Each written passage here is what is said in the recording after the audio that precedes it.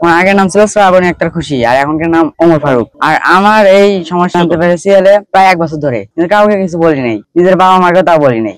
আমি মনে মনে মানে বলার খুব চেষ্টা করছি, কিন্তু বলি নাই, লজ্জা করছি, বলি নাই। তারপরে এই ঢাকা পরীক্ষা সবগুলোতে ডিএনএ টেস্ট দিল, ওদের সবগুলোতে মানে সবগুলো ছেলে, মেয়ের কোনো নেই। আমার মেয়ে ছিল 3টা, কিন্তু আল্লাহর অশেষ মেহেরবানিতে আমার এই মেয়ে থেকে ছেলে হয়েছে। আগে ছিল নাম ছিল শ্রাবণী আক্তার খুশি, এখন বর্তমান নাম রাখা হয়েছে ওমর ফারুক। আমার 3টা মেয়ে ছিল, সেই মনে করেন যে ছেলে বড় হয়ে গেল, বড় হতে হতে ছেলে 14 বছর হয়ে গেল।